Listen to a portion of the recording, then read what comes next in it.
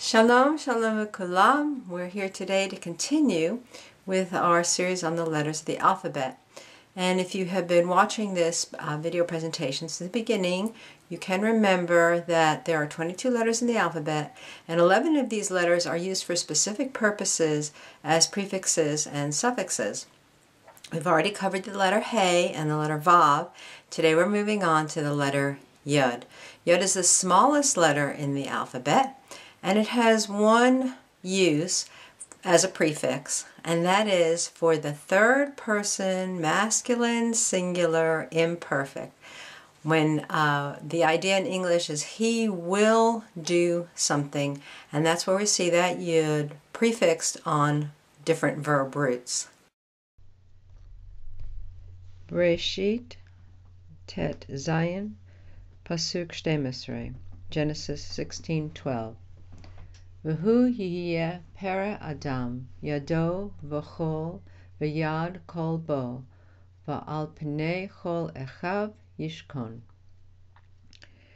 Bereshit Yudchet Pasuk 19, Genesis 18:19.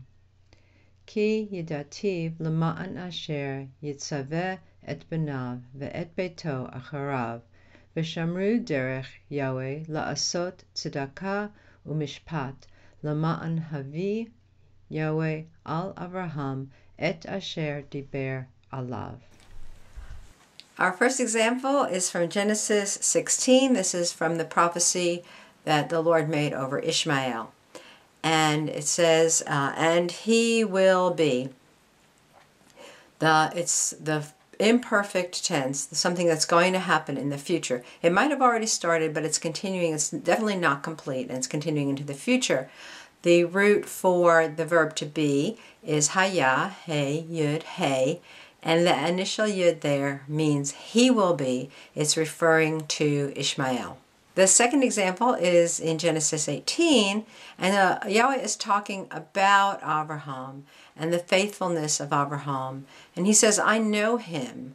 We already looked at this verse when we were discussing the final Vav, that's combined to the verb to know. And I know him, that he will, yitzaveh, he will command. The root for to command is tzadi vav he, and that initial yud there is for he will command. Who will command? Abraham. Abraham will command his sons and his sons after them to keep Yahweh's commandments.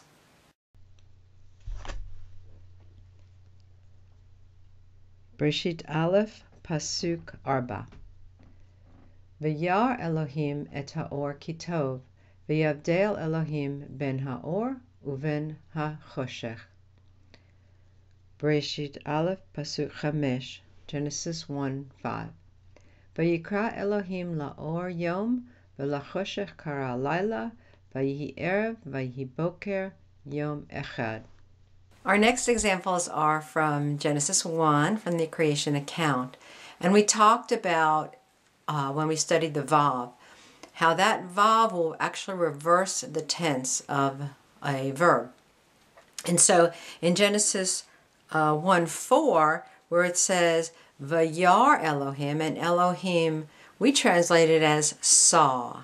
We see the Vav, that's that reversing Vav, the Yud for he will, and the verb root Ra'ah, which is Reish Aleph He. However, in this form, the He falls off. So even though it looks like, and he will see, we translate that, reversing the tense from the imperfect to the perfect, and he saw. Further down, v'yavdel, and he divided, the same idea. The root, badal, means to divide, and the yud there would make it imperfect, but the vav changes it to the perfect, and he divided. Again, in verse 5, we see vayikra, and he called. The verb root kara, to call, to speak out, kuf resh aleph, and the yud, he will do something. Bereshit Aleph Pasuk 3, Genesis 1:3. Vayomer Elohim yihi or vayihi or. Bereshit Lamed Tet Pasuk 11. Genesis 39:11. Vayhi kahayom hazeh v'yavo habayta la'asot melachto ve'en ish me'anshe habayit sham babayit. In this example from Genesis 1:3, we see both the conversive of and the verb appearing without the conversive of. So it's vayomer. Again, and he said, because of the vav. And Elohim said, there will be light. Yehi. It's the third person, masculine, singular, imperfect. The root, again, we said for to be is haya, hey, yud, hey. The final hey falls off in this form. The first yud it's in the imperfect. There will be. And then,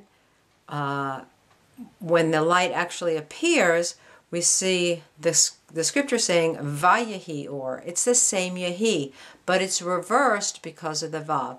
There will be light, and there was light, even though both verbs look the same in their conjugation. The final example is from Genesis 39. This is the story of Joseph. He's coming into the house, and there's nobody there. Let's look at all the letters that we've learned so far. We have an initial vav. That's the vav conversive. It's going to reverse the tense of yehi. So not and it will be, but and it was. Kahayom hazeh. Remember we learned about the hey. If the noun has a definite article hey, then the adjective also will have a hey.